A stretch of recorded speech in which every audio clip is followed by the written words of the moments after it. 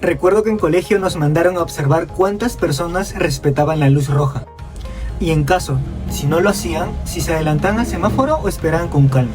Cuando las personas se daban cuenta de nosotros, o se ponían nerviosos o cambiaban su conducta. Pero así es el método observacional, un método delicado pero interesante. Soy Jordan Carmona y explicaré este método. Primero que nada, este es un método de estudio cualitativo con el cual se valen los psicólogos para estudiar la conducta humana. Según William Santiago, consiste en recabar información de sucesos que ocurren en su ambiente natural. Todo esto con el fin de obtener un conocimiento más profundo del comportamiento o fenómeno estudiado. Ahora tomemos un segundo ejemplo en donde el investigador verá a niños en un jardín infantil su manera de comportarse y posteriormente les pedirá a sus padres que por favor se graben junto a sus niños sin que ellos se den cuenta y así poder corroborar y contrastar información. Las principales ventajas de este método son la obtención de evidencia empírica y la información directa. Las desventajas son el no tener control por ser sucesos espontáneos y el sesgo que parte de nosotros. Ahora, ¿cómo ser buen observador? Según Haynes y Sander, habrá que primero definir los objetivos y mediante los ensayos y protocolos habrá que ir mejorando la obtención de resultados con una retroalimentación activa. Gracias. Soy Danitza Benavides y a continuación les hablaré de uno de los métodos de investigación de la psicología que tiene mucha relevancia, que es el método experimental. Resulta que este experimento es una técnica con que se determina el efecto con una o más variables o hechos que tienen en la conducta. Va a existir siempre en este método una variable independiente y otra dependiente.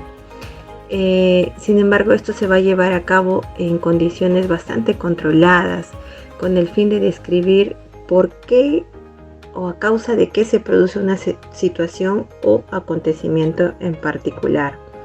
Dentro de las características del método experimental es que es un método cuantitativo. Como dije hace un momento, está bajo condiciones controladas. Los investigadores pueden manipular las variables. También consiste en comparar las variables y se utilizan variables dependientes e independientes. Hay un claro ejemplo que es el experimento de Pavlov. Dice el experimento que un perrito, al momento de escuchar el sonido de la campanilla, de la campana, él lo relacionaba con la comida o lo salivaba. Claro está que para que el perro logre esta conducta se ha tenido que hacer en repetitivas veces la misma acción, ¿no? Entonces ahí la variable independiente sería la campana, porque puede ser manipulada, y la variable dependiente sería la saliva, ¿no? ¿Qué es lo que genera, qué es lo que causa la campana? Muchas gracias.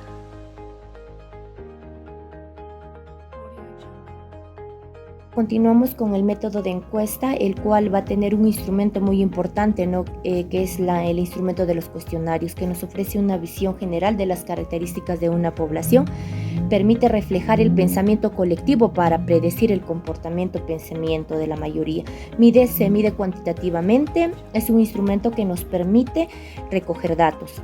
Tenemos preguntas abiertas, donde las preguntas no están preestablecidas, encerradas, que son aquellas en las que se especifican de antemano las posibles respuestas. También aquí se va a tener en cuenta lo que son los instrumentos de tipo cuestionario, que son las pruebas psicológicas. Ahora, ¿qué son las pruebas psicológicas? Son un cuadernillo y una serie de preguntas que se van marcando alguna opción, ¿no? Y estas opciones marcadas se les da un valor, y estos valores son determinados por una data estadística.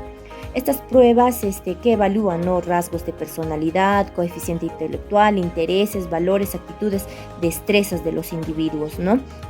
También aquí vamos a encontrar, en cuanto a los cuestionarios, las ventajas y las desventajas.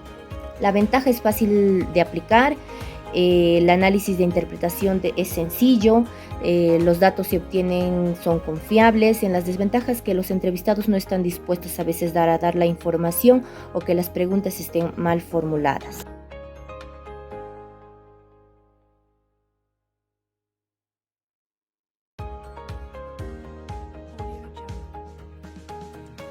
Método científico. El método científico tiene origen médico y a través de su uso los terapeutas consiguen datos específicos y mediante eso pueden plantear una hipótesis del paciente. El método científico consiste en 5 pasos. El primer paso es la observación sistemática del comportamiento, los cuales guiados mediante un marco teórico, metodológico, se observa del paciente. Segundo paso es la indagación que explora el terapeuta al paciente mediante lo que es la entrevista personal. El tercer paso es la abstracción y observación de los comportamientos, situaciones y vivencias y también conductas del paciente durante la entrevista. El cuarto paso consiste en una fase ya de integración y también ya se puede llegar a un diagnóstico informal. Y el quinto paso llegaría a ser el diagnóstico final con el resultado del paciente.